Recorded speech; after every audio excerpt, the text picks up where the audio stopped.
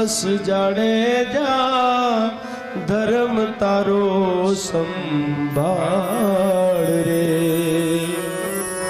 તારી બેડલીને બુડવા નહીં દવું એ તારી નાવડીને બુડવા નહીં દવું જાડેજા રે એમ તો રલ કે છે પાપ તારું પ્રકાશ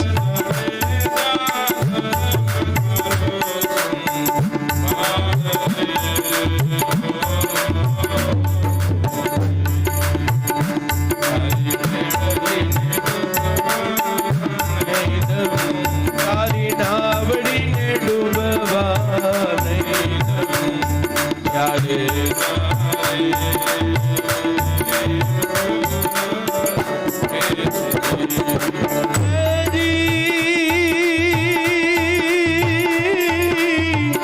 લૂટી કુવારી જાન સતી રાણી લૂટી કુવારી જાન રે ઓ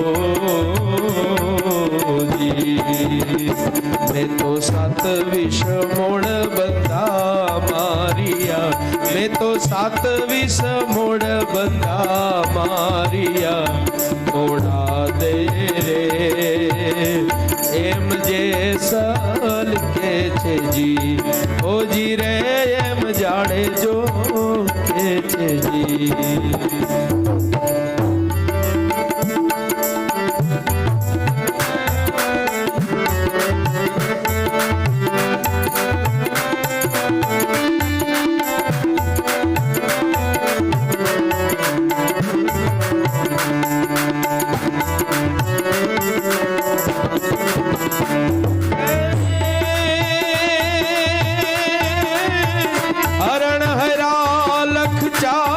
सती रानी हरण हरा लख चार रे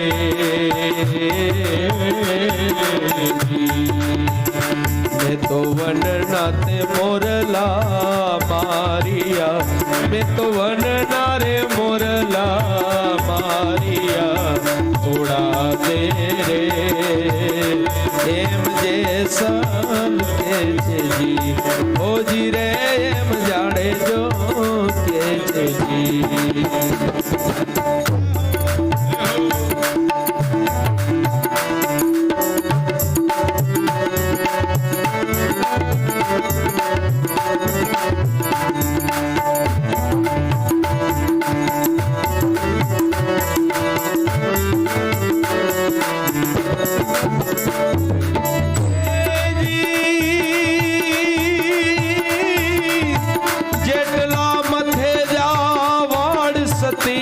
रानी जेटला मथे जावाड़ रे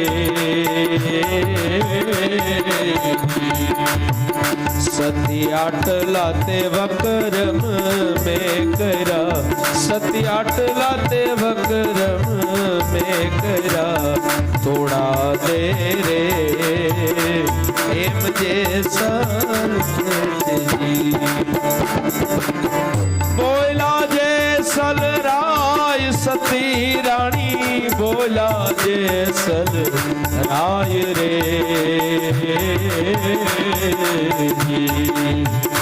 सती तमेरे तरा अमने तार जो सती तमेरे तरा अमने तार जो तोड़ा दे रे एम जे सल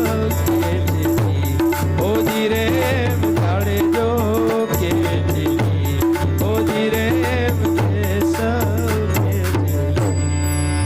पाप करेला होय महाराज એને સ્વીકાર કરો પાપનો ગામમાં વેચો અને પુણ્યને ગુપ્ત રાખો મહારાજ તો પુણ્યનો પડલો ભારે થશે અને પાપનું હળવું થશે પણ આપણે ઊંધું કરીએ છીએ કે જેટલા પણ જાણ્યા અજાણ્યા પાપ થયા હોય પણ અંતે શાસ્ત્ર એમાં કહે છે કે ભગવાનના નામની સ્મૃતિ થશે તો આપનું જીવન છે એ ધન્ય બની જશે. આ અજામિલ હતો. આ અજામિલે એક પણ પાપ એવું ન હતું કે એને પોતે ન કર્યું હોય. દરેક પાપ કર્યા છે અજામિલ મહારાજ. એક વખત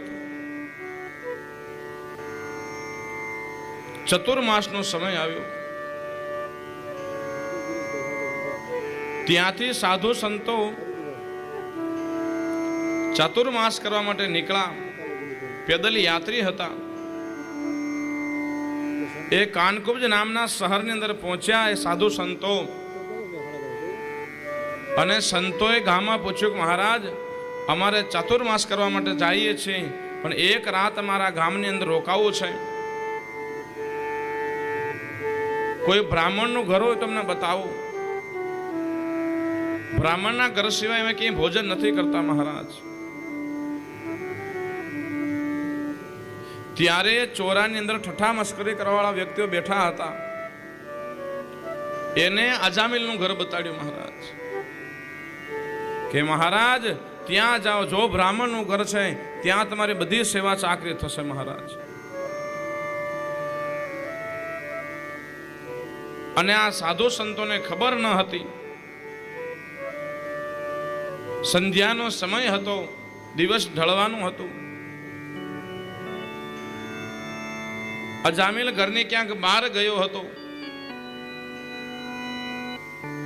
અને ઘરે આ અજામિલની પત્ની હતી મહારાજા ગણિકા. ત્યારે સાધુ સંતો ત્યાં આવ્યા અને સાંકળ ખખડાવી કે ખોલો. ત્યારે અજામિલના પત્નીએ ખોલ્યું અને આ સાધુ સંતોને જોયા છે. કીધું બોલો મારા શું છે? ત્યારે આ સાધુ સંતો કહે છે કે હે દીકરી, અમે ચતુર્માસ કરવા માટે જઈ રહ્યા છીએ અને આ ગામની અંદર આવતા અમારો દિવસ ઢળી ગયો, અસ્ત થવા આવ્યો છે, એટલે અમારે આજનો દિવસ અહીં રોકાવું છે. અને અમને એવું હતું કે અમારે બ્રાહ્મણની ઘરે જવું છે. ત્યારે ગામના લોકો એમ કીધું કે આ મહારાજનું ઘર છે, આપ ત્યાં જઈને ભોજન કરો. અમે આવ્યા છીએ. આ અજામિલની પત્ની હતી. એણે વિચાર કર્યો કે આવેલા સાધુ સંતોને ક્યાં ઘરની બહાર કાઢવા. એને તો બિચારાને ખબર ના હોય કે મારા પતિ શું કામ કરે છે, શું વ્યવસાય કરે છે. ત્યારે એને વિચાર કર્યો કે મારા પતિ તો ક્યાંક બહાર ગયા છે, ત્યાં તો આ બધા સાધુ સંતોની આગતા સાગતા કરી ભોજન કરાવીને રૂમની અંદર સુવડાવી દઉં.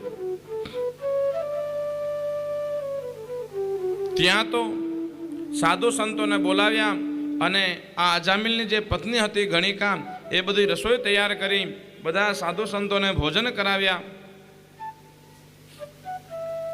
અને એક રૂમની અંદર શયન કરવા માટે, આરામ કરવા માટે સુવડાવી દીધા છે મહારાજ. મોડી રાત થઈ. અજામિલ આવ્યો અને અજામિલને આ પોતાની પત્ની વાત કરી નહીં, વાત કરવાનું ભૂલી ગઈ. રાત્રે સમય મોડું થવા લાગ્યું. મધ્યાહન રાત્રિનો સમય થયો અને આ તો અજામિલને જે પોતાના ગ્રાહકો હોય એ બધા આવવા લાગ્યા. મદિરા પાનવાળા હોય, જુગાર રમવાવાળા હોય, હવે એ બધા ભેગા થયા અને બધા ઠઠ્ઠા મસ્કરીઓ કરે છે. ત્યાં તો અંદર આ અવાજ બધા કરતા હતા. બહાર એ અંદર રૂમની અંદર સાધુ સંતો સૂતા હતા. એ અવાજ એના કાનની અંદર પડ્યો મહારાજ. એના કાનની અંદર અવાજ પડ્યો. ત્યારે એ સાધુ સંતોએ જોયું એટલો શું અવાજ થાય બહાર, તો બારીમાંથી બહાર જોયું. ત્યાં તો બધા જુગાર રમાઈ રહ્યા છે, મદિરા પાન થઈ રહ્યા છે, ઠઠ્ઠા મસ્કરીઓ થઈ રહી છે બહાર. ત્યારે સાધુ સંતો ચારે ચાર વિચાર કર્યો કે આપણે આ ખોટી જગ્યાએ આવી ગયા છીએ. ખોટા ઘરનું આપણને અન્ન લેવાઈ ગયું છે આજે. ખોટા ઘરનું પાણી પીવાઈ ગયું છે આજે આપણે. સાધુ સંતોએ વિચાર કર્યો કે હવે કરવું શું? ત્યારે સાધુ સંતોએ મનમાં વિચાર કર્યો કે હવે જે